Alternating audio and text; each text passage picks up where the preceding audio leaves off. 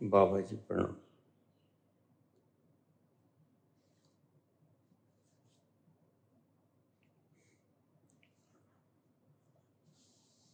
परम पूजनीय पिताजी, अगर प्रबुद्ध होने के बाद भगवान श्री राम ने आत्महत्या किया, सीता माता ने आत्महत्या की, तब क्या हम जैसे आम लोग जब अपने जीवन से दुखी हो जाएं तो आत्महत्या कर लेनी चाहिए या नहीं?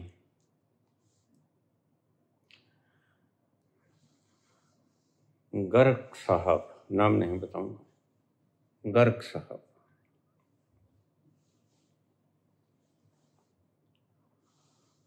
क्या हमें भी आत्महत्या कर लेनी चाहिए?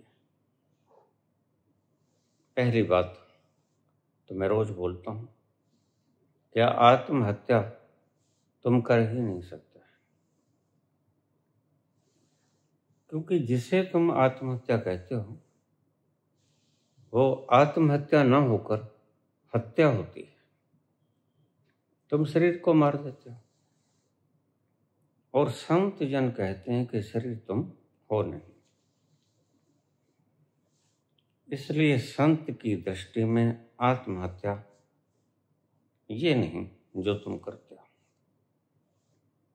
उसकी दृष्टि में आत्महत्या अगर हो जाए तो बड़ा पुण्य है। संत गोरखनाथ कहते हैं, मरो हे जोगी मरो, मरो मरण है मीठा, ऐसी मरनी मरो जिस मरनी मर गोरख डीठा। संत गोरखनाथ तुम्हें कहते हैं मरो तो, लेकिन इस तरह मरो कि उस मरने से तुम्हारा शरीर ना कटे, तुम्हारा शरीर न मरे, वरन उस मरने से तुम्हें तुम्हारा आपा दिख जाए। वस्तुतः एग्जैक्टली हु आर यू, सच में तुम कौन हो? तो क्या हम जो सच में अब हैं वो भ्रम है? हाँ, संत ये कहते हैं। आओ मैं आपके प्रश्न को आपके तल से शुरू करता हूं। किसने क्या किया क्या ना किया बात छोड़ दो, पुरानी बातें हैं। समाज की परंपराएं थीं, स्वयं के दुख थे, राम क्यों मरे, सीता क्यों मरी, उनकी बातें छोड़ो, अपनी जीवन की बात लो। इतिहास में ज्यादा रंगा मत करो। इतिहास से कभी किसी ने कुछ नहीं पाया, सवाई मगज खपाई और वक्त गवाई। ये दो चीजें, वक्त गवाई मगज खपाई। इसलिए इतिहास मेरी दृष्टि में सबसे बोरिंग सब्जेक्ट है। किसने क्या किया, चंगेज ने ये किया, औरंगजेब ने ये किया होगा भाई, अब वो चले गए फिर क्या करो।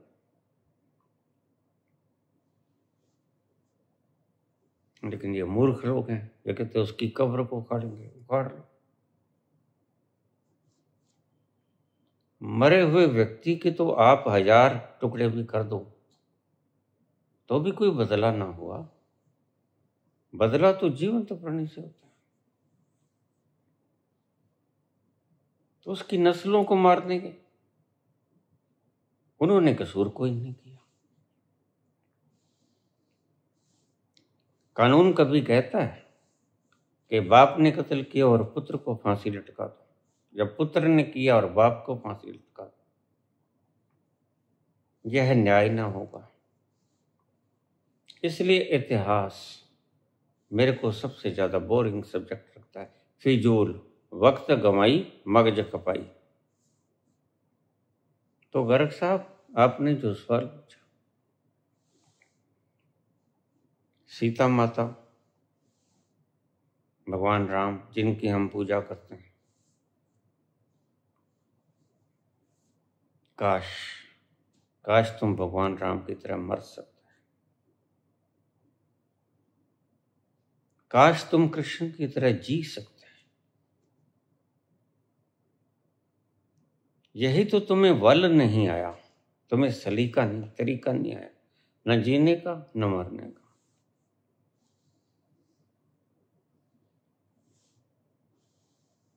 – 2003 के करीब की बात होगी शायद।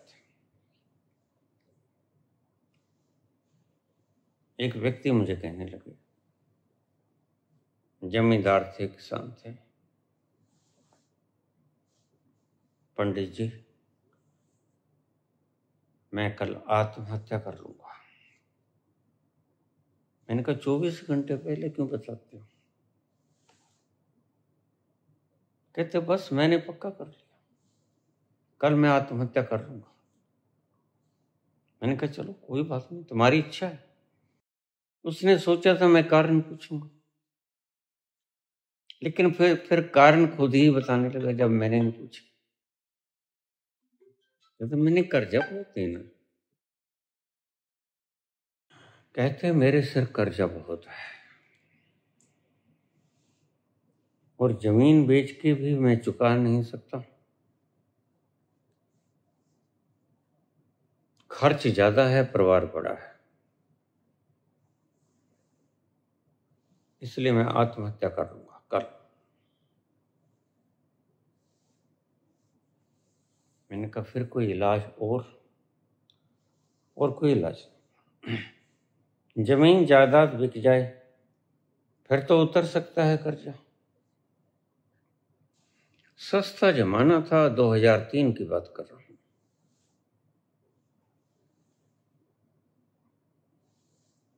मैंने कहा कोई और रास्ता नहीं है पंडित जी। अच्छा,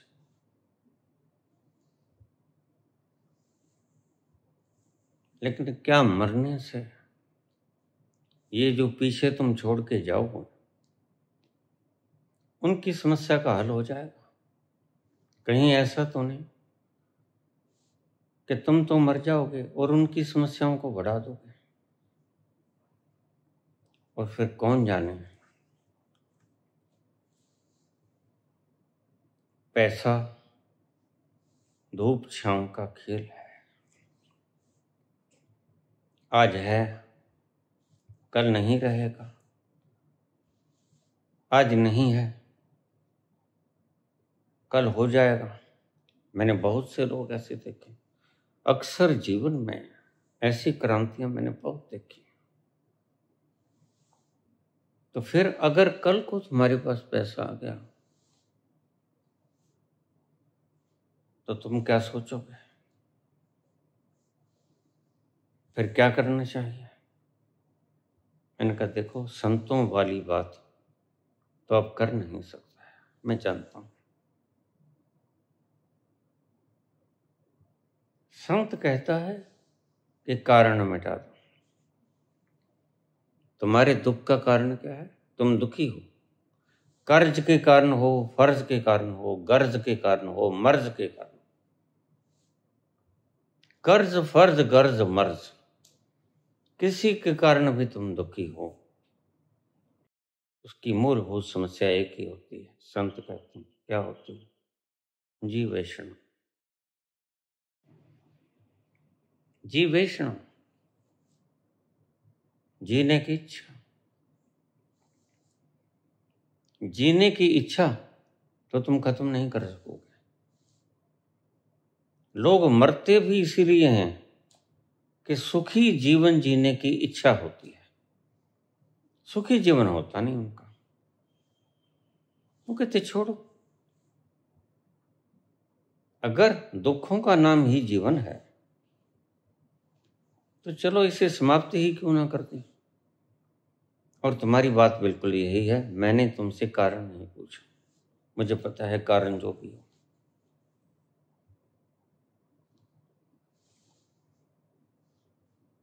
इन चारों में से ही कोई होगा।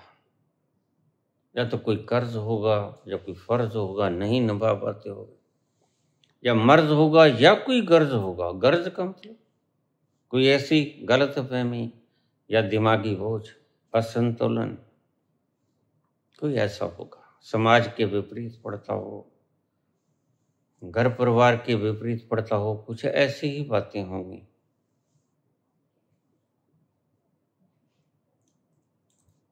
मैंने कहा अगर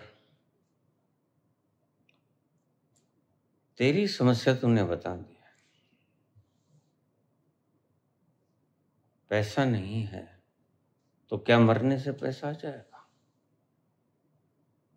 कहता नहीं आएगा। वो तो बाद वालों को और ज्यादा दुखी होना पड़ेगा। अभी तुम उम्र दराज हो, बच्चे तुम्हारे मुंह की तरफ देख रहे हैं, और तुम ही चले जाओगे भगोड़े होके। बच्चों को थोड़ा सा सेल्फ स्टैंड कर जाओ, फिर मर जाओ। कहते मजबूरी है, क्या करूं? कितना पैसा देना?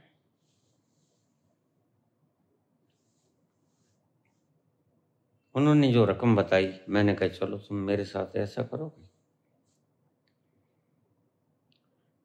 एक धनाढ्य व्यक्ति के पास मैं ले जाता हूं, उसके एक किडनी नहीं, दोनों किडनी खराब है। एक किडनी दे सकते हो उसको, तुम्हारा सारा कर्ज उतार देगा। कहता किडनी, गुर्दा? अरे सारा शरीर को मारने के बजाय तो थोड़ा मार दो, तुम्हारा भी काम चलता रहे, उसका भी चलता रहे।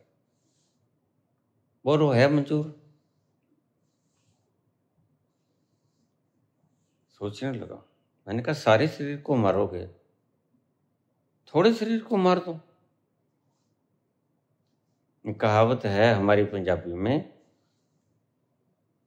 हिंदी में भी है, सारा जाता देख के आधा दइए बांट। अगर सारा जाता हो तो आधा बांट दो।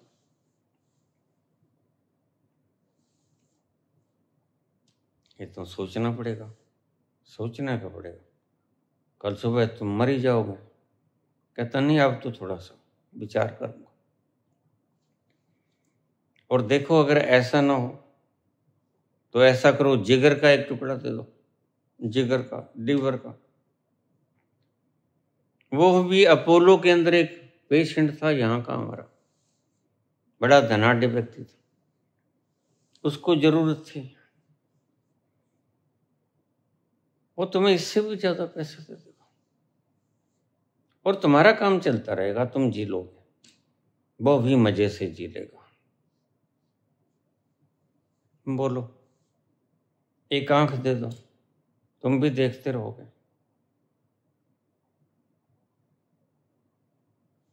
कहते वो तो थोड़ा सा अच्छा नहीं लगेगा, काना। मैंने कहा अच्छा भी लगना चाहिए और जीना भी चाहिए, और मरने की कल्पना ही करते हो। ये ड्रामेबाजी तो नहीं है कहीं? मरने वाले सोच समझ ले, कल को फिर जीवन न मिलेगा। मरने वाले सोच समझ ले, कल को फिर जीवन न मिलेगा।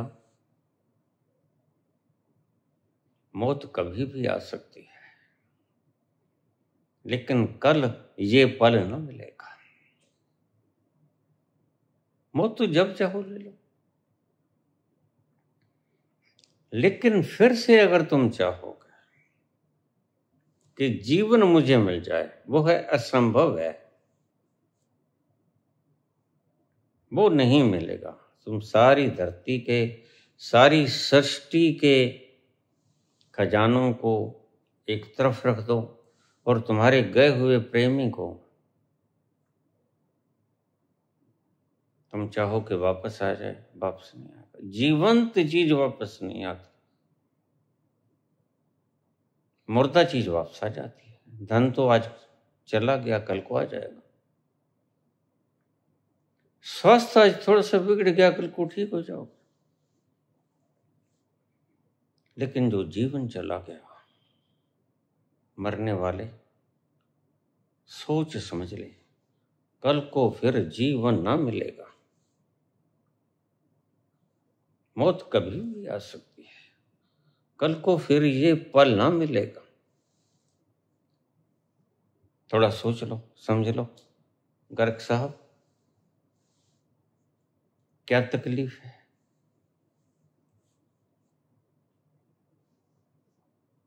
कोई हल करने योग्य हुई तो हम कर देंगे। अक्सर तकलीफें जो होती हैं वो मैं जानता हूं। बहुत से लोग मैंने बचाए समाज के भय से। हमने तो ये कर दिया, समाज क्या कहेगा, परिवार क्या कहेगा, लोग क्या कहेंगे, मित्र क्या कहेंगे। यानी तुम अपने लिए नहीं, तुम समाज के लिए मर जाते हो। कितनी आहुतियां इस समाज ने ले ली। समाज बड़ा जालिम है, और बड़े मजे की बात है, समाज कहीं भी नहीं। समाज ऐसा छुपा हुआ जालिम है, हत्यारा है, जो कहीं है ही नहीं। जैसे भय, भय कहीं होता है? नहीं होता ना। लेकिन भय तुम्हारी जान ले लेता है। समाज कहीं नहीं है। लोगों की नजरों में तुम समाज हो, और तुम्हारी नजरों में लोग समाज है। उनके भय से तुम डरते हो। जो है ही नहीं उससे तुम डरते हो। और समाज का इतना मूल्य नहीं जितना तुम्हारे जीवन का है। मैंने पहले भी कहा था, समाज को तोड़ना बोड़ना नहीं है। जब समाज है ही नहीं, क्या तोड़ोगे? खाक तोड़ोगे। छायाओं से कभी लड़ा नहीं जाता।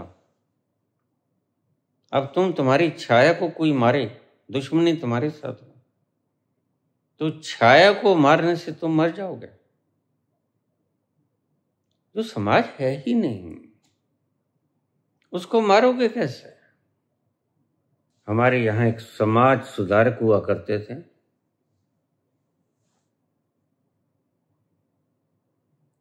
वो झंडे में डंडा फंसा के बाजारों में घूमते, समाज को बदलना है, समाज को बदल डालो, समाज को बदल डालो। मैंने कहा, सुन रहे एकदम, कौन से समाज को बदलना? कहाँ है समाज? कहते ये समाज। मैंने कहा दिखाओ, कौन से समाज को बदलोगे तुम? समाज है कहाँ? समाज होता भी है? कहता हाँ होता है, दिखाओ कहाँ है।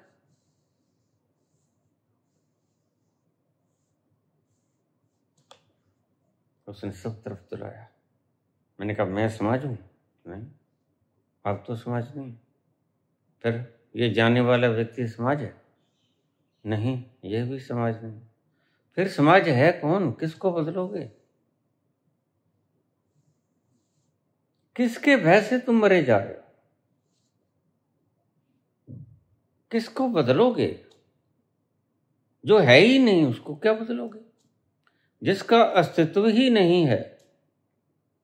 अरे छायाओं को कभी बदला जा सकता है? छायाओं को मारा जा सकता है? छाया तो छाया है महज। छाया तो उस चीज की बनती है जिसके ऊपर जो सॉलिड हो, जिसके ऊपर प्रकाश पड़ता हो, और वह सॉलिड चीज प्रकाश को अवरुद्ध कर देता है, उसकी छाया पड़ती है। प्रकाश जब अवरुद्ध होता है किसी ठोस चीज से टकरा के, उसकी बनती है छाया। वो है कहाँ, ये बताओ। कैसे बदलोगे छायाओं को जिसका वजूद ही नहीं होता? कैसे बदलोगे समाज को? और मैं तुम्हें समझा दूं, ये तुम्हारा प्रश्न नहीं है। बहुत से मोटिवेशनल स्पीकर इन्हीं मन गढ़ंत भयों के कारण तुम्हें डराते हैं, उसका हल बताते हैं। यह एक मानसिक भ्रम की स्थिति है। तुम डरे हुए हो, और बड़े मजे की बात है, तुम अपने आप को जीवंत कहते हो। डरा हुआ व्यक्ति कभी ठीक से जी पाएगा? वह तो ठीक से सो भी नहीं पाएगा।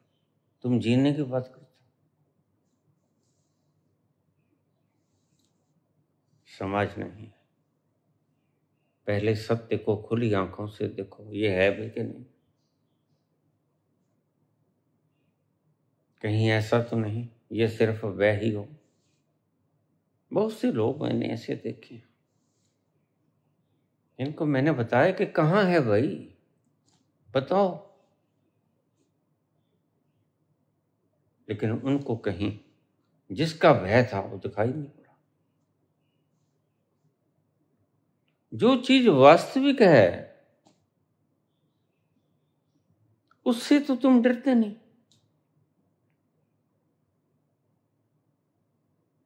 मृत्यु वास्तव है, बिल्कुल आती है, आज नहीं कल आती है, सबको आती है। उसका भय तुम्हारे भीतर उतर जाए, बड़ा शुभ है। इसलिए हमारे शास्त्रों में लिखा था कि रोज एक मुर्दे के पीछे शमशान घाट में थोड़ी देर जाना चाहिए। क्यों? क्योंकि जीवन की वास्तविकता वहीं छिपी पड़ी है।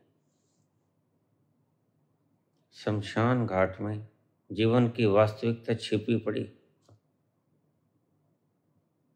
तुम कोई पाप करते हो, शमशान में रोज देखते हो।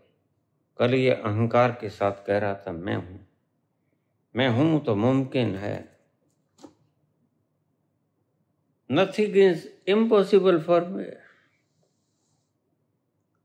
और आज बोलता भी नहीं बेचारा, आग में जलाया जा रहा है, कब्र में दफन किए जा रहा है, बोलता नहीं।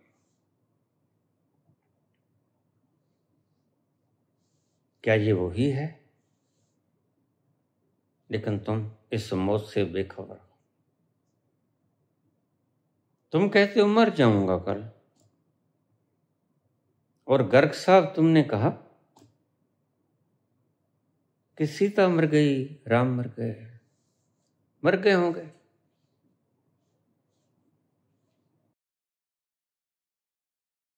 क्या मर नहीं जाना चाहिए? तुम्हारी इच्छा है, हम क्या करें। अगर तुम मरना ही चाहते हो तो कौन रोकेगा? बाहर तो हम रोक लेंगे, घर के अंदर थोड़ी घुसेंगे जाकर।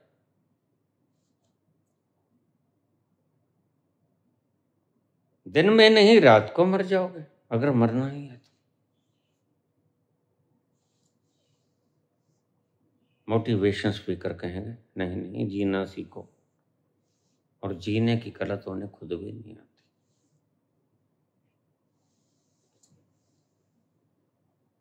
मोटिवेशन स्पीकर कहेंगे डिप्रेशन में मत आओ। और जितने मोटिवेशन स्पीकर डिप्रेशन से मरते हैं उतना कोई भी नहीं मरता।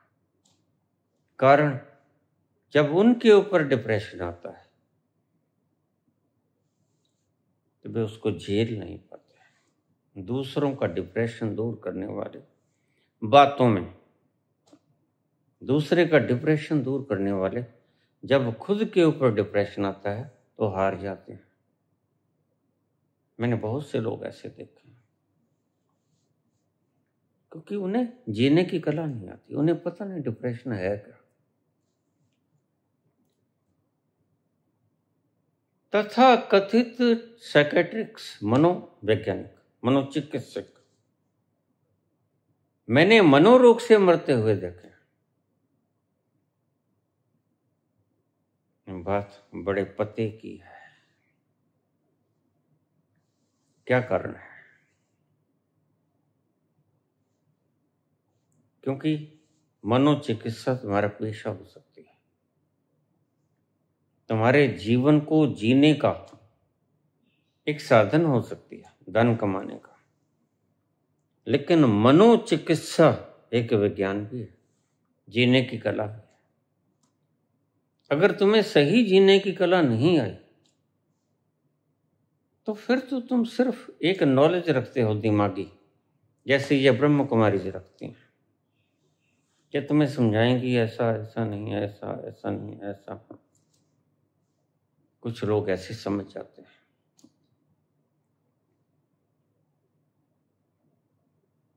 कुछ लोग हैं जो ऐसे समझ जाते हैं। कुछ लोग हैं जो ऐसे नहीं समझते। और ऐसे ही लोग मैंने डिप्रेशन से मरते देखे, जो डिप्रेशन लोगों के दूर कर रहे थे।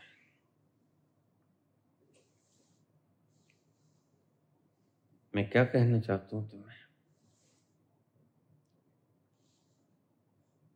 कृष्ण कहते हैं डिप्रेशन तुम्हारे motivation speaker. Motivation speaker Krishna को भी बीच में घसीट लेते हैं, जबकि उन बेचारों को ये नहीं पता कि Krishna was not a motivation speaker. तुम जिस तरह से समस्याओं का समाधान करना चाहते हो वह खोपड़ी। कृष्ण खोपड़ी से समस्याओं का समाधान करना चाहते हैं। अर्जुन से पहले बोलते हैं, देख तू शरीर नहीं, यह शरीर मरेगा, आत्मा अमर है। न हनते हनमाने शरीर है, शरीर मरता है, तुम नहीं मरते। कृष्ण तरह तरह की बातें बताते हैं, ये सन्यास है, ये धर्म है, ये हठ योग है, ये राजयोग है। बातों बातों से समझाने की चेष्टा करते हैं अर्जुन को। अब एक बात समझना, बड़े मजे की बात है। बातों बातों से तुम भी समस्याओं का निदान कर लेते हो। यही कृष्ण ने किया पहले पहले, नहीं तो 700 श्लोक बोले नहीं जाते। अगर कृष्ण को जो आखिरी उपाय करना पड़ा दिव्य दर्शन का, दिव्य चक्षु दिए उसे कि फिर देख, अगर तू नहीं समझ पाया, और कृष्ण भली भांति जानते, यह बुद्धि से समझ नहीं सकेगा जो मैं बोल रहा हूं। बुद्धि के वश का विषय नहीं है ये।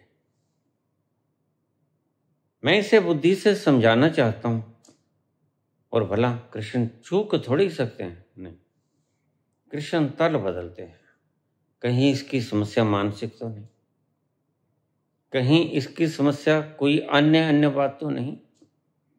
कृष्ण हर तल को परखते हैं और उसी तल की बात करते हैं, लेकिन जब देखते हैं कि नहीं, इसकी समस्या कुछ और नहीं, सिर्फ मोह है, मोह, अज्ञान। और तुम्हें भी मैं बता दूं, तुम्हारी भी सब समस्याओं का जो मूल है वो अज्ञान ही है। मेरे संग संग चलते रहना, मैं किन्हीं गलियों से मोड़ घोड़ के तुम्हें वहां ले जाऊंगा जहां सत्य का दर्शन होगा। सुनते चले जाना। कितनी गलियों के बीच में से मैं गुजरता हूं, और फिर तुम्हें आखिरी छोर पे जाके छोड़ दूंगा। तुम्हारे सारे प्रश्न इसमें आ जाएंगे।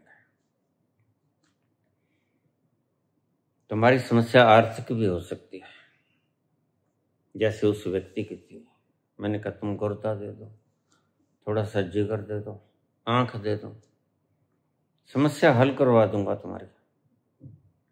वो कहते हैं नहीं, ये तो नहीं दूंगा। मैंने कहा फिर सारा मारना चाहते हो, थोड़ा मार दो। तो उसे समझाया, बात तो ठीक है, तुम या तो समाज से डर जाते हो।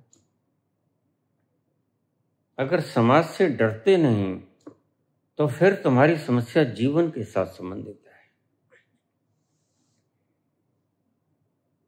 दो तरह की समस्या है, एक मानसिक, एक वास्तविक। मानसिक समस्या तुम्हारी बनाई हुई है, जैसे समाज क्या कहेगा, समाज क्या कहेगा। कल जो चीजें गैर कानूनी थी समाज उसे स्वीकार नहीं करता था, आज समाज उसे मान्यता देता है। बहुत सी बातें मैं आपको गिना सकता हूं जिसको कल कानून मान्यता नहीं देता था, समाज मान्यता नहीं देता था, लेकिन आज मान्यता देता है।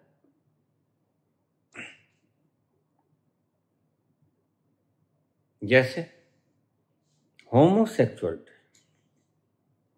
होमोसेक्सुअलिटी कल एक रोग था, समाज की तरफ से उपेक्षणीय था, जघन्य कृत्य माना जाता था। आज समाज ने, कानून ने, यहाँ का तो मुझे पता नहीं, कानून देखो, मुझे तो 13 वर्ष हो गए भीतर बैठे, सरकार ने क्या बदला क्या नहीं बदला मुझे नहीं पता, लेकिन होमोसेक्सुअलिटी, स्त्री स्त्री के साथ शादी कर ले, पुरुष पुरुष के साथ शादी कर ले। अगर आज से 50 साल पहले की बात होती तो भय के मारे मर जाते, समाज क्या कहेगा। लड़की लड़के के साथ भागी, इस भय से मर जाते, समाज क्या कहेगा। एक जाति दूसरी जाति के साथ भाग जाती, समाज क्या कहेगा। लेकिन आज ये सभी बंधन समाप्त हो गए, जो थोड़े बहुत रह गए वो कल समाप्त हो जाएंगे। तो मैं तुम्हें कहता हूं, मरने वाले सोच समझ ले, कल को फिर जीवन ना मिलेगा, मौत कभी भी आ सकती है, कल को फिर ये पल ना मिलेगा। फिर तुम उस मुकाम पे चले जाओगे जहां से पॉइंट ऑफ नो रिटर्न, वहां पर वापस नहीं आया जाता। तो जहां से वापस नहीं आया जाता वहां पर जाने से पहले अपनी पूरी बुद्धि लड़ा ले, अपने पूरे तुम्हें मार्गदर्शन देने वालों से राय ले ले, पूछ ले, क्योंकि वह तो फिर अंतिम कदम है। मरने के बाद कभी कोई वापस आया, कभी कोई जीवंत कर पाया, नहीं कर पाता। वह आखिरी स्टेप है।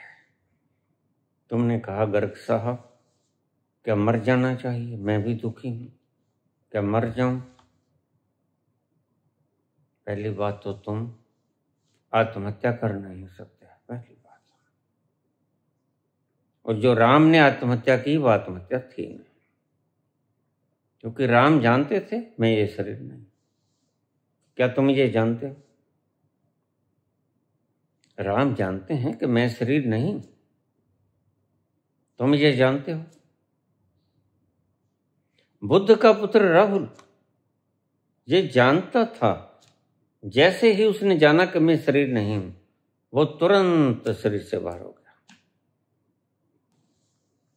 राहुल को जब पता चला मैं शरीर नहीं हूं, उन्होंने शरीर छोड़ दिया। अब जीने का कोई अर्थ न रहा, क्योंकि जीने के सारे पर्पस समाप्त हो गए। क्या उद्देश्य बचा? जब तक पता नहीं था कि मैं वास्तव में कौन हूं, तब तक उद्देश्य थे स्वादिष्ट चीजें खाएंगे, स्वादिष्ट चीजें भोगेंगे, स्वादिष्ट चीजें देखेंगे, स्वादिष्ट चीज सुनेंगे, मधुर रस कानों में झंकृत होगा, कुछ पाएंगे। जब ये पता चल गया कि तुम ये शरीर हो ही नहीं, बड़ा जबरदस्त झटका लगता है उस वक्त। मैंने कल भी ये बात कही थी। पूछा गया कि आखिरी मुकाम पे ऐसा क्या होता है जब ऋषि को दर्शन होता है और वो चुप हो जाता है, मौन। आज तो तुम राधे राधे चिल्ला रहे हो और तुमसे तुम्हारी किडनी ठीक नहीं होती। मैंने बोल तो बहुत बार दिया, लेकिन तुम समझोगे एक बार, जिस दिन समझोगे।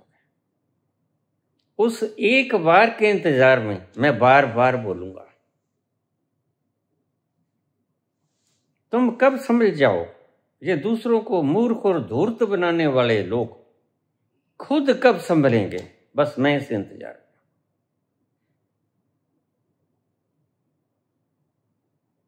में। राधे राधे कहने से नहीं, डायलिसिस कराने से बचती हैं तुम्हारी किडनीज। डायलिसिस रानी को बंद कर दो, मैंने कहा राधा रानी नहीं बचा सकेगी। हर चीज का वास्तविक इलाज होना चाहिए, काल्पनिक नहीं। पहले शब्द मेरे यही थे।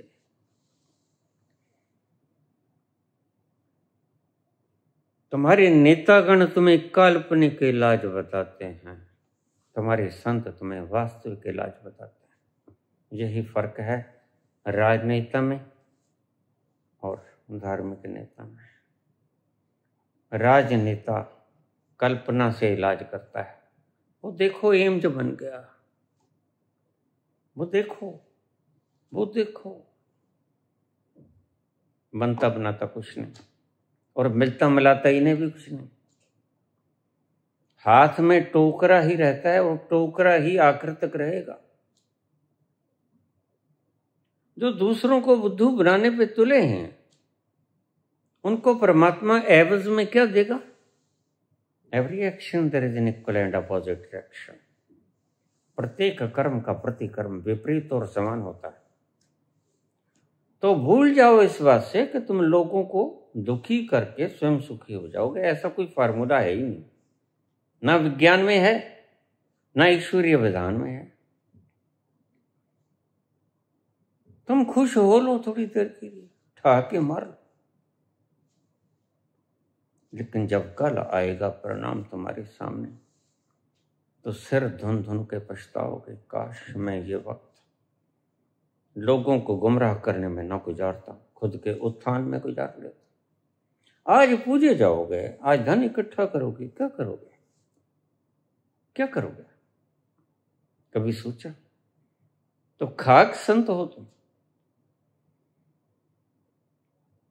जो इतना भी नहीं सोच सकता, जो इतना भी नहीं समझ सकता कि नहीं राधे राधे से इलाज होता किडनीज का। किडनीज का इलाज होता है डायलिसिस से।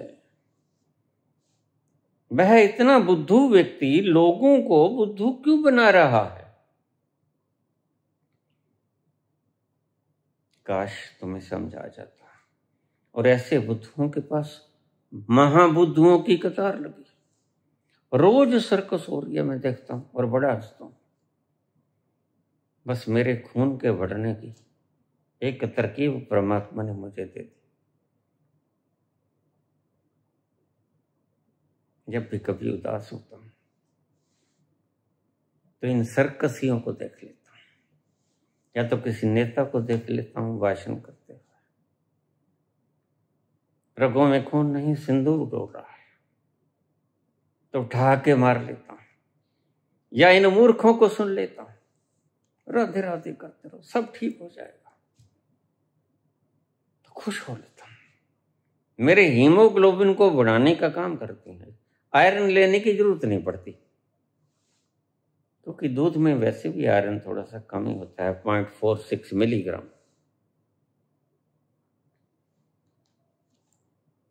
तो हम दूध पीने वालों को, सिर्फ दूध पीने वालों को एनीमिया तो हो ही जाता है अक्सर।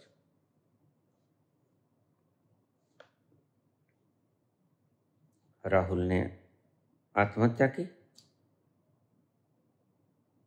राम ने आत्महत्या की,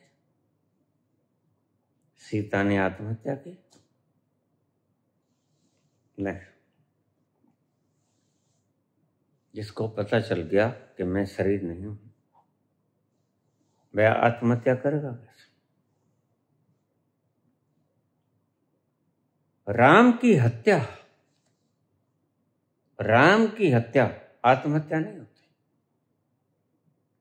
राम ने शरीर को मारा, सीता ने शरीर को मारा, कृष्ण ने शरीर को मरने दिया। पता था जरा नाम का एक व्याघ्र आएगा और तुम्हें मार जाएगा। शिकारी अपने पांव ऊपर रख दिया। उनके पांव में पद्म था। पद्म की बिल्कुल चमक हिरण की आंख जैसी होती है। दूर से चमकने लगा। शिकारी ने देखा, जरा था उसका नाम, जरा। कहते हैं पिछले जन्म में वो बाली था, लेकिन ये नियम की व्यवस्था समझाने का एक ढंग था ऋषियों का। ऐसा था नहीं, कहानी है। वो जरा नाम के शिकारी ने जब देखा कि कोई हिरण है, उसकी आंख चमक रही है, तो उसने विष बुझा तीर चला दिया। कृष्ण के शरीर से पार चला गया, सारे शरीर को बीनता हुआ, और कृष्ण छटपटाए, प्राण त्याग दिया। राम ने प्राण त्याग दिया, सीता ने प्राण त्याग दिया, लेकिन क्या आत्महत्या थी? नहीं। आत्महत्या वो होती है जो जानता नहीं कि मैं शरीर नहीं हूं।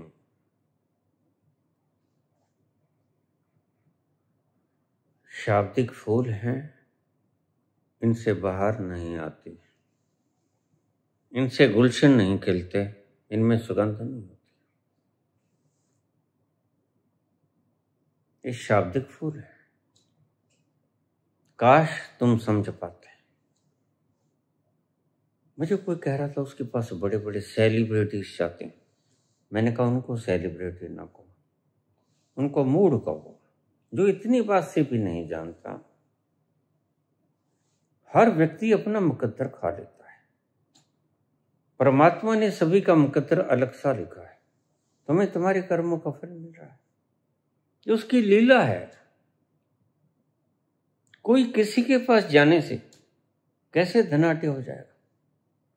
कोई किसी के पास जाने से कैसे अच्छा खिलाड़ी बन जाएगा? तुम पागल हुए होगा। और जो इसके पास नहीं गए और वो बहुत अच्छे खिलाड़ी बने, उनका क्या हुआ? लेकिन इतनी समझ तुम में है नहीं, और इतनी कोई मगज खपाई तुमसे करेगा भी नहीं। क्यों करेगा? कोई 4 अल्फाज बोलने को राजी नहीं। तुम ब्लैक बोर्ड के ऊपर 4 अल्फाज लिखने होते हैं, जब बोलने होते हैं, तो तुम कहते हो भाई हमें तो मुआवजा दे दो, पगार दे दो महीने की।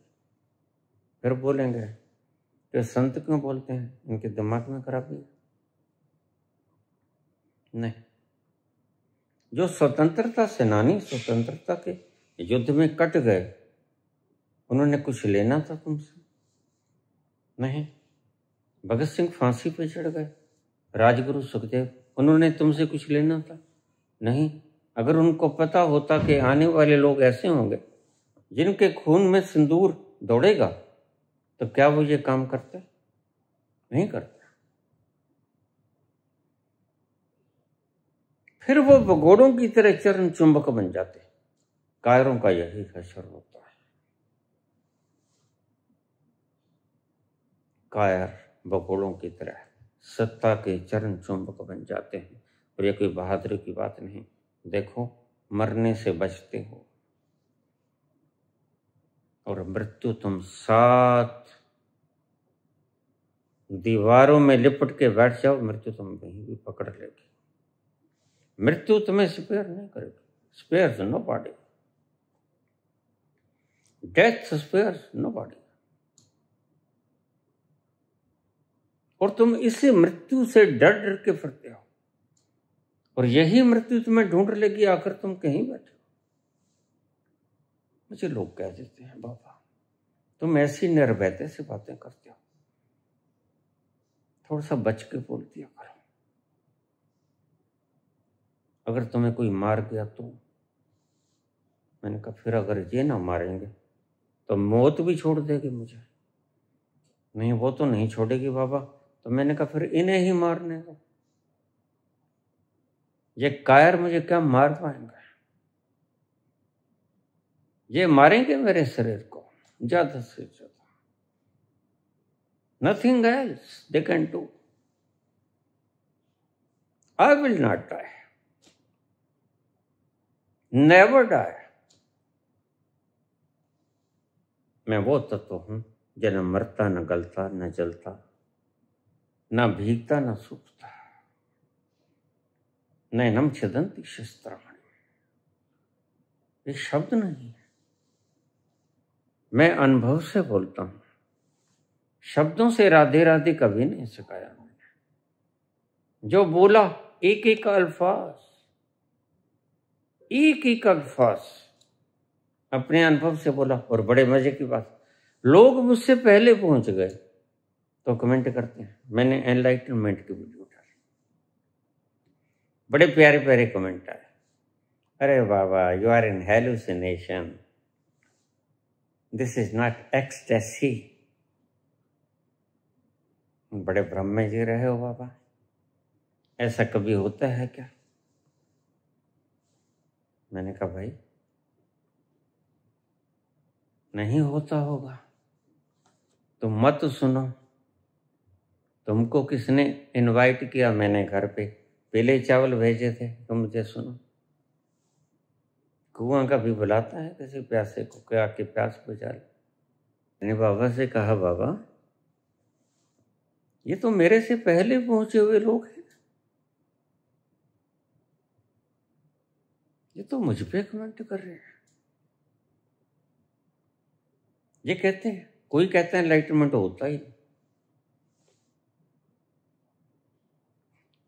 क्या करे इन पागलों का, क्या करे। वो कल मैं एक संत को सुन रहा था, वो कहता अनंत नाश ही नहीं होता। मुझे मेरी वही बात मैं फिर रिपीट कर देता हूँ। मार्कस ने भगवान नहीं देखा, वो कहता भगवान नहीं होता। कर्म सिद्धांत नहीं जानता चारवाक, वो कहता कर्म सिद्धांत कोई नहीं होता।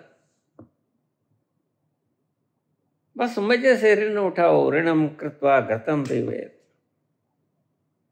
यदा जीवेत सुखी जीवेत।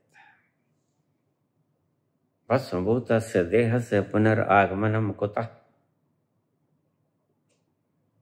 यह शरीर एक दिन भस्म हो जाएगा, न ऋण देने वाला बचेगा न ऋण लेने वाला बचेगा। जिसने जो देखा नहीं वह होता नहीं। सीधी सी डेफिनेशन मैंने आपको दी थी। आचार्य एनलाइटनमेंट को देखते नहीं, वो कहते हैं होता ही नहीं। और इसने अनाथ लाखों करोड़ों लोगों को सुन रहे हैं, कहता है नाथ होते ही नहीं। अब ऐसे बुद्धू अगर संसार को समझाएंगे आध्यात्मिकता के बारे में तो क्या खाक समझाएंगे। कितने संतों ने इस अनंतनाथ का जिक्र किया और फिर इस व्यक्ति के जीवन में कोई आभा प्रकट हुई हो ऐसा लगता नहीं। इसके हृदय में वीणा की कोई गुंजार ध्वनि प्रतिध्वनित हुई हो देखता नहीं। कुछ लगता नहीं जैसे इनका गला बाबा नानक की तरह गा रहा हो। कुछ इनके भीतर से संगीत फूटता लगता नहीं। तार्किक बातें, वो ही तार्किक बातें। और मैंने बहुत बार आपसे कहा संतों,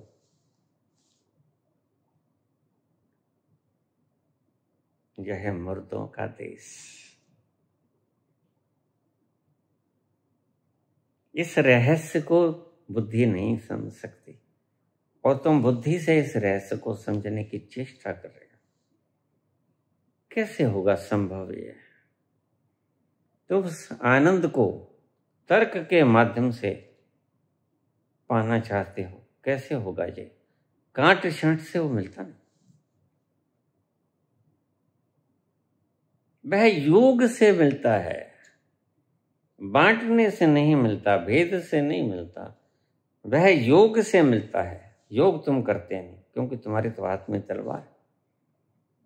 तलवार तो वियोग करती है, सुई धागा योग करता है, जोड़ता है। तलवार खंडित करती है, काटती है। और तुमने वियोग को ही योग समझ लिया। यही चूक हो गए। शब्दों से जो परमात्मा की व्याख्या करेगा उससे बड़ा मूढ़ कोई नहीं होता। बस अपनी मूढ़ता का ही सबूत देगा, अपनी अज्ञानता का ही सबूत देगा कि कम से कम इतना तो साफ है कि ये खुद तो नहीं पहुंचा। इसके बोलने में कोई इसका अंदाज़े बयां किसी खुशी को प्रकट नहीं करता। कोई आनंद की लहर इनके भीतर से उठती नहीं, कोई ऊपर से झरना फूटता नहीं। इनका कोई निहित स्वार्थ हो सकता है। तुम अपनी बुद्धियों से सोचते हो। जिसकी जैसी खोपड़ी वैसा वह कमेंट कर देगा।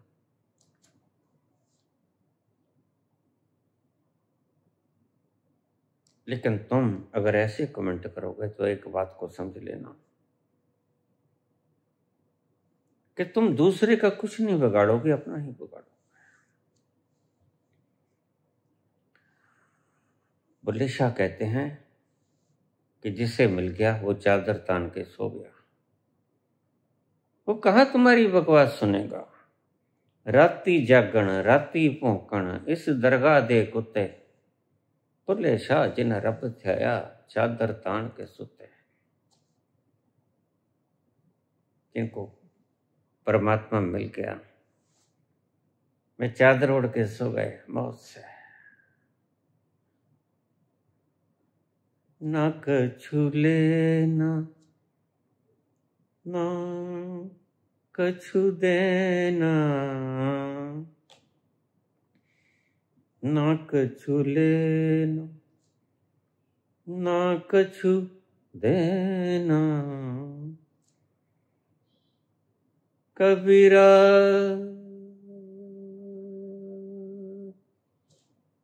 कबीरा मगन कबीर में मनड़ लाग्यो मेरा राम। ओ फकीर में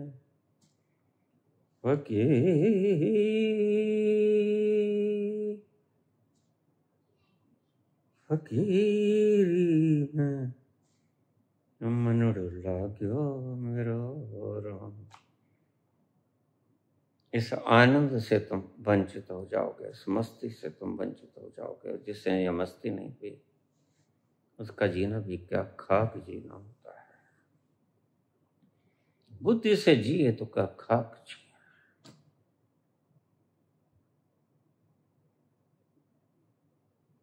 जो इस महफिल में लुट पिट न गया हो वह क्या खाक जिया। तेरी महफिल में किस्मत आजमा कर हम भी देखेंगे। घड़ी भर को तेरे नजदीक आकर हम भी देखेंगे।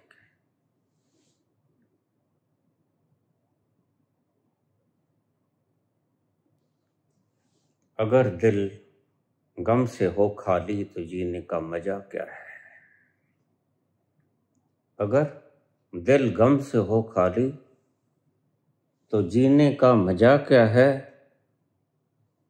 न हो खूने जिगर तो अश्क पीने का मजा क्या है। न हो खूने जिगर तो अश्क पीने का मजा क्या है। मोहब्बत में जरा आंसू बहाकर हम भी देखेंगे। घड़ी भर को तेरे नजदीक आकर हम भी देखेंगे। तेरे कदमों पे सिर अपना झुकाकर हम भी देखेंगे। बहारें आज पैगामे मोहब्बत ले के आए हैं। बहारें आज पैगाम मोहब्बत ले के आई हैं। बड़ी मुद्दत से अरमानों की कलियां मुस्कुराई हैं। गमे दिल से जरा दामन बचा कर, गमे दिल से जरा दामन बचा कर हम भी देखेंगे, अजी हाँ हम भी देखेंगे। तेरे कदमों पे सिर अपना झुका कर हम भी देखेंगे, अजी हाँ हम भी देखेंगे। घड़ी भर को तेरे नजदीक आकर हम भी देखेंगे, अजी हाँ हम भी देखेंगे। अगर मरना ही है तो ये मरना ज्यादा मजेदार है। उस मरने से तो तकलीफ है,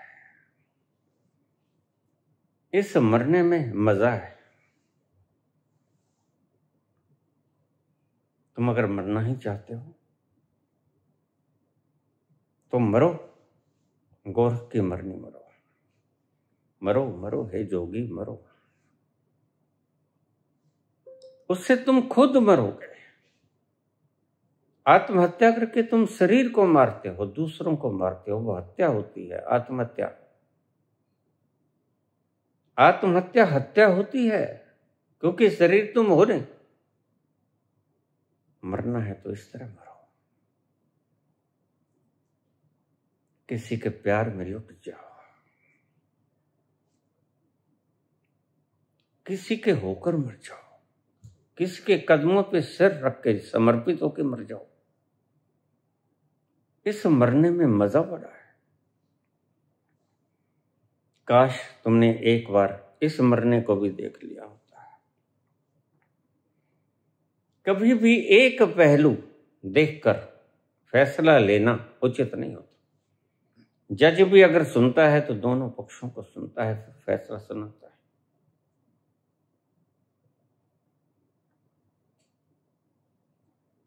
दोनों पहलुओं को देखना चाहिए। यहां तो आत्महत्या, तुम्हारे लिए तो आत्महत्या हत्या है, राम के लिए आत्महत्या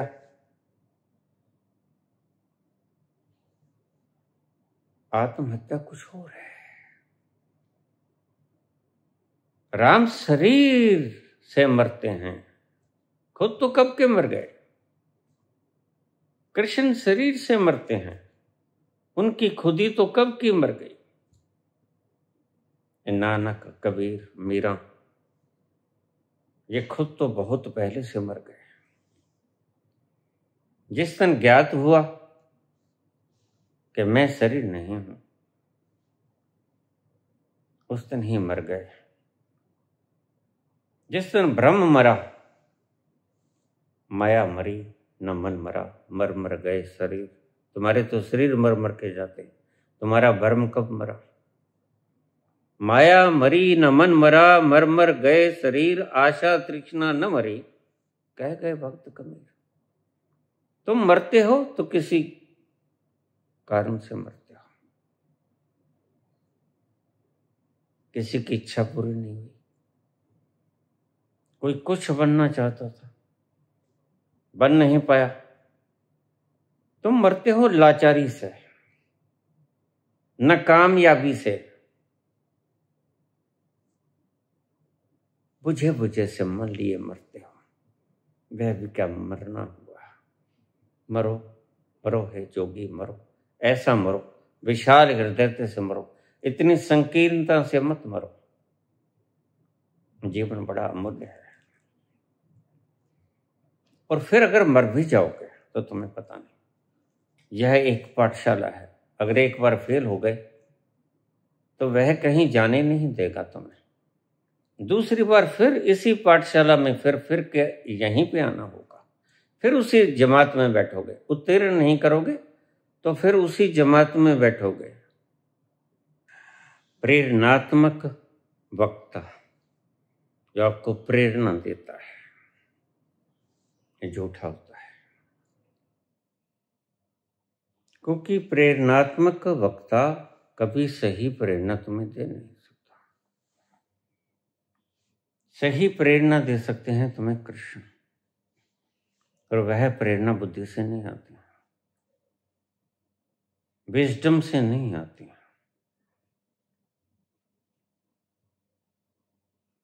वह तो बड़ा तमाशा देख लिया कृष्ण ने, बुद्धि से प्रेरणा देने की चेष्टा की अर्जुन को, लेकिन अर्जुन प्रेरणा से समझने वाले हैं नहीं, क्योंकि उसकी समस्या धरातल पे है। जीवन मृत्यु का प्रश्न है उसके लिए, युद्ध संग्राम में खड़ा है। उसके अपने सारे गुरु भी हैं, पितामह भी हैं, भाई भी हैं, कोई मामा भी है, सभी खड़े हैं सामने, दुश्मन बन के खड़े हैं। उनसे उसने लड़ना है। अब देखिए ऐसे में क्या करेंगे कृष्ण।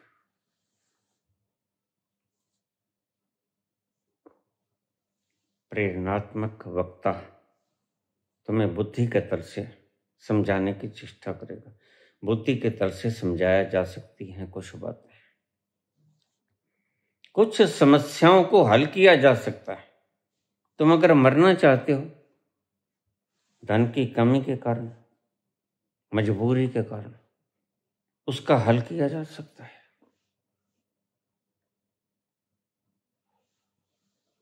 लेकिन अगर तुम युद्ध के मैदान में खड़े हो, शंखनाद हो चुका है,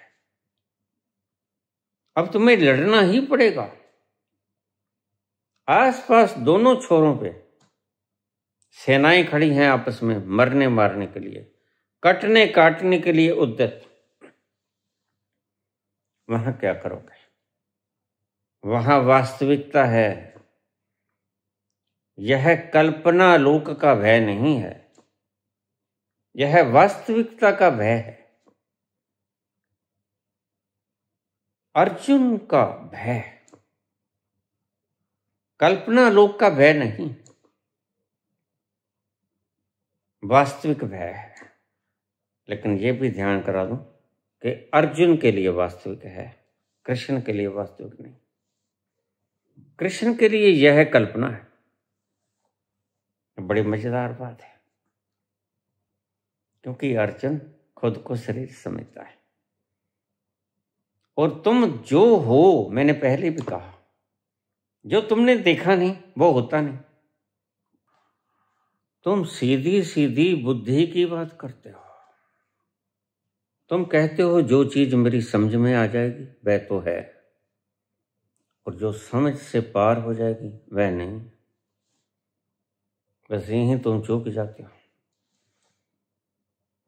जो मैंने देखा नहीं वो होता नहीं, और अर्जुन ने ये देखा नहीं, जाना नहीं कि मैं शरीर से पार कुछ हूं।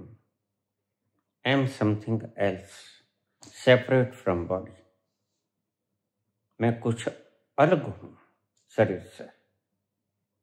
ये देखा नहीं, जाना नहीं आज तक। तो अर्जुन के लिए यह समस्या वास्तव है, कृष्ण के लिए वास्तव नहीं। कृष्ण के लिए कल्पना है। कृष्ण कहते हैं अर्जुन, जिनके लिए शोक नहीं करना चाहिए उनके लिए तू शोक करता है, और वह शोक तू तभी करता है क्योंकि तू अज्ञानी है। अज्ञानता वश, भूल वश, भ्रम वश तू ये जानता नहीं कि तू है कौन। इसलिए जब तू जानता नहीं कि तू है कौन तो तेरा कसूर भी कोई नहीं। कसूर है अज्ञानता का, तेरा कोई कसूर नहीं। तू जब जानता ही नहीं वास्तव में तू कौन है, इसलिए तेरा कोई कसूर नहीं है पार्थ। तुम्हें जिसके लिए शोक नहीं करना चाहिए तुम उसके लिए शोक कर रहे हो। क्यों? कृष्ण किसी और तल से बोलते हैं, अर्जुन किसी और तल से सुनते हैं। यह गुरु शिष्य का संबंध है। गुरु किसी और तल से बोलता है, शिष्य किसी और तल से सुनता है। बस यही भेद अज्ञान कहलाता है। कृष्ण कहते हैं न हन्यते न हन्य माने शरीर है। तुम कभी नहीं मरते। गुरु द्रोण कभी नहीं मरेंगे, पितामह कभी नहीं मरेंगे, और अर्जुन तुम भी कभी नहीं मरोगे। हन्य माने शरीर है, शरीर मरता है। शरीर तो मरेगा, लेकिन शरीर ये है या तू जानता नहीं। कृष्ण कहते हैं ये तू जानता नहीं, ये मैं जानता हूं। तो बिल्कुल आखिरी सवाल पे अड़ जाती है बात कि अगर प्रभु आप जानते हो, मैं नहीं जानता, तो फिर मुझे दिखलाइए सत्य क्या है। आखिरी बात आ गई। बात चलते चलते अंजाम तक पहुंच गई। बात चलते चलते आगाज से चली, अंजाम तक पहुंची। लेकिन अर्जुन बड़े शानदार शिष्य हैं। अर्जुन जरा भी जल्दबाजी नहीं करते। अर्जुन अपनी व्यथाओं को सही सही बताते हैं। प्रभु ये तो ऐसा लगता है मुझे। कृष्ण कहते हैं हाँ लगता है, लेकिन है नहीं। लगता है कि तुम शरीर हो, लगता है कि तुम मन हो, लेकिन हो नहीं। हे पार्थ, तुम अज्ञान में हो, तुम भ्रमवश हो, तुम भूल में हो। क्योंकि सत्य कभी चर्म चक्षुओं से देखा नहीं जाता। सत्य देखा जाता है ज्ञान चक्षुओं से, दिव्य चक्षुओं से। और अर्जुन तुम कहो तो मैं तुम्हें दिव्य चक्षु दे देता हूं। तुम्हारा ज्ञान नाश हो जाएगा, क्योंकि मैं देख चुका। सारा गीत मैंने गा लिया। तुम्हारे भीतर कोई क्रांति नहीं हुई, तुम्हारे भीतर कोई ट्रांसफॉर्मेशन नहीं हुआ, कोई बदलाव नहीं हुआ। गीत तो मैंने पूरा गा लिया। फिर अर्जुन कहते हैं प्रभु फिर मुझे वो दिव्य चक्षु दे ही दो, क्योंकि जब तक न मानूं, जब तक न देखूं अपनी नैनी, तब तक न मानूं गुरु की कहनी। जब मैं अपनी आंखों से जब तक नहीं देख पाऊंगा, तब तक मेरा भ्रम मिटेगा कैसे प्रभु। सत्य वचन है अर्जुन, तुम ठीक कहते हो। तो फिर तू तैयार हो जा। मैं तेरे पे शक्तिपात करता हूं, तुम्हें मैं दिव्य चक्षु देता हूं। तो उन दिव्य चक्षुओं से देखना। इतने में कृष्ण ने अर्जुन को तैयार कर लिया था ये भूमि बनाने के लिए। ऊबड़ खाबड़ जमीन को प्लो किया था, यकसा किया था बीज बोने के लिए। इतनी देर लोग कहते हैं पहले ही क्षण में बीज डाल देते, नहीं, अंकुरित नहीं होता। अगर सीधी जमीन में आप बीज डाल दोगे वह नहीं अंकुरित होगा। उसके लिए प्लो करना जरूरी है, भूमिका बनानी जरूरी होती है। इतनी देर लगी कृष्ण को भी भूमि को योग्य बनाने के लिए कि जो बीज मैं फेंकूं वह अंकुरित हो जाए और वृक्ष बन जाए और उसको फल लग जाए। इतनी देर इसलिए लगी। कृष्ण जैसे व्यक्ति को भी देर लगती है। क्यों? क्योंकि नियमों के अनुसार चलना होता है। योग्य करोगे जमीन को, ऊबड़ खाबड़ जमीन, उसको प्लो करोगे, यकसा करोगे, फिर पानी दोगे, फिर खाद दोगे, फिर बीज फेंकोगे, धरती के गर्भ में बीज समा जाएगा और बीज अंकुरित होगा। फिर एक नन्हा सा कोमल सा बूटा, अंकुर बाहर निकलेगा, उसी से बनेगा वृक्ष, और वृक्ष पे लगेंगे फूल, और फूल ही बनेंगे फल, और वही फल तुम खाओगे तो तुम्हें पता चलेगा हाँ बड़े स्वादिष्ट हैं, बड़े मीठे हैं। लेकिन अगर तुमने बीज ही नहीं बोया, बस ये ऐसे ही लोग हैं जो कहते हैं होता नहीं। इन्होंने बीज नहीं बोया, ना धरती को प्लो किया। मुझे कोई बता दे कि इन्होंने कब, कौन सा खाली वक्त था जब ये अपने भीतर गए? कोई वक्त गिना दो आप।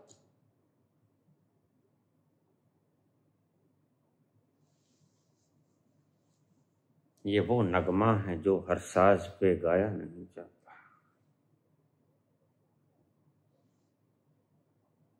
मोहब्बत के लिए कुछ खास दिल मखसूस होते हैं। मोहब्बत के लिए कुछ खास दिल मखसूस होते हैं। ये वो नगमा है जो हर साज पे गाया नहीं जाता।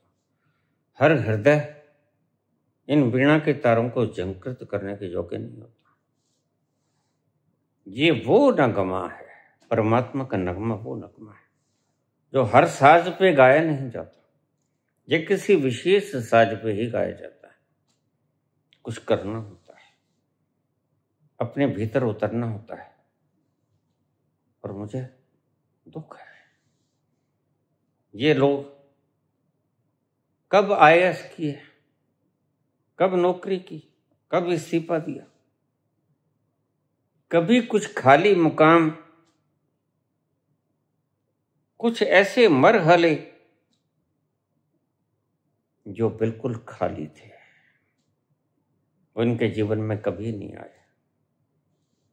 और जिसके जीवन में खाली मरहले नहीं आए,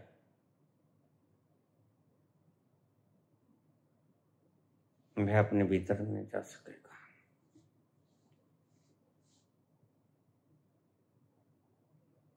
दिल ढूंढता है फिर वही फुर्सत के रात दिन, बैठे रहें तसव्वुरे जाना किए हुए।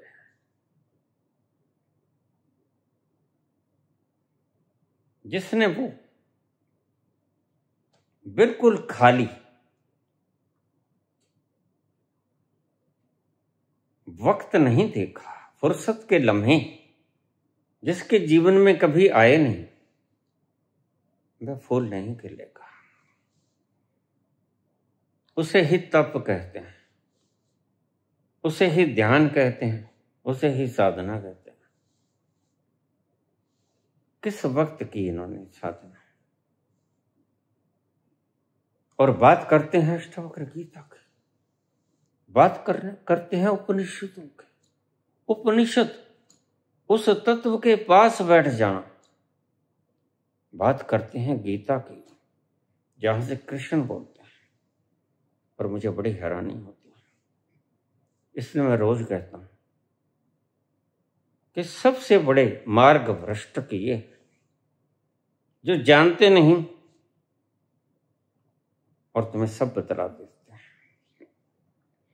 इनका अर्थ वास्तविक अर्थ नहीं होता जो मूल उद्गम से प्रकट हुआ हो। इनका अर्थ बुद्धि से आता है जो मूल उद्गम से नहीं आता है। इनका हर अल्फाज, हर अर्थ इनकी बुद्धि से प्रकट होता है, अस्तित्व से प्रकट नहीं होता। संत का हर अल्फाज अस्तित्व से प्रकट होता है। बस यही फर्क है संत में और उपदेशक में। उपदेशक को कभी संत ना समझ लेना। संत उस लेवल से बोलेगा। कृष्ण गीता गीत गाते हैं, उस लेवल से गाते हैं। लेकिन आचार्य जब गीत गाएगा तो बेसुरा गाएगा। उसमें कोई सरगम ना होगी, कोई साज की धुन ना बिखरेगी, कोई आनंद नहीं आएगा, क्योंकि वो खुद उस साज तक पहुंचे। ये वो नगमा है जो हर साज पे गाया नहीं जाता।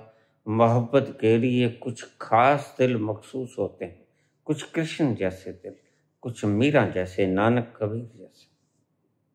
इनके ऊपर व्याख्यान तो कर सकते हैं ये लोग, क्योंकि व्याख्यान करना बुद्धि का काम, लेकिन अनुभव करना बुद्धि का काम नहीं। अनुभव करने में तो बुद्धि को छोड़ना होता है, तब कहीं जाके दूर निकल जाता है व्यक्ति, बुद्धि से बहुत दूर। फिर अनुभव में आता है वो तत्व जिसकी बात करते हैं कृष्ण, जो दिव्य चक्षुओं से देखा जाता है। इसलिए मरना है तो ऐसी मरनी मरो, जिस मरनी मर गोरख डिठा। ऐसे तुम मरोगे तो यह मात्र तुम्हारा भ्रम है। तुम भ्रम को मार नहीं सकोगे। मैं कहता हूं अगर मारना है तो भ्रम को मारो, इल्यूजन को मारो। इल्यूजन ने तुम्हारी जिंदगी को नर्क बना दिया। भ्रम ने, इल्यूजन ने तुम्हारी जिंदगी को नाकाबिले बर्दाश्त कर दिया। अगर तुम्हारा ये भ्रम टूट जाए, और काश ये टूट जाए, और जिस दिन टूटेगा उस दिन तुम ये नहीं कहोगे कि अगर मैंने ये बोल दिया तो ये मुझे मार देंगे। फिर तुम ये बकवास ना करोगे कि राधे राधे करो, मिल जाएगा। इनको रेगिस्तान में, मैं कहा करता हूं, इनको रेगिस्तान में छोड़ दिया जाए। मचती धूप के अंदर दोपहर के शिखर 12 बजे इनके शरीर का पसीना निकल जाए, डिहाइड्रेशन हो जाए, फिर ये कहें कि पानी। इनके हाथ में माला पकड़ा दी जाए, ये लो, इसका क्या करूं? पानी चाहिए, हाँ तो पानी पानी कहना शुरू कर दो। ये लो माला, कहना शुरू कर दो। कहने से कैसे प्यास बुझ जाएगी? पानी पानी कहने से पानी मिल जाएगा ना तुम्हें। ओम शांति कहने से शांति बढ़ जाएगी। सारे दुष्टों ने तुम्हें गलत मार्गदर्शन देके भटका दिया है, और यही हिंदुस्तान का दुर्भाग्य नहीं, विश्व का दुर्भाग्य है। सभी धर्मों ने तुम्हें उलझाया, सुलझाया नहीं। सुलझाने को एक ही सूत्र है, और वही सूत्र सदा काम आता है। तुम अपने भीतर खिसक जाओ, अपनी ओरिजिनलिटी की तरफ, वास्तविक प्रामाणिकता की तरफ। वास्तव में तुम हो कौन? जिस दिन तुमने जान लिया, know thyself, who are you, self remembering, उस दिन सारे कष्ट क्लेश मिट जाएंगे। फिर मरने मारने की कोई बात ही नहीं होगी। धन्यवाद। श्री कृष्ण गोविंद हरे मुरार, हे नाथ नारायण वासुदेवा, पितुमात स्वामी सखा हमारे, हे नाथ नारायण वासुदेवा,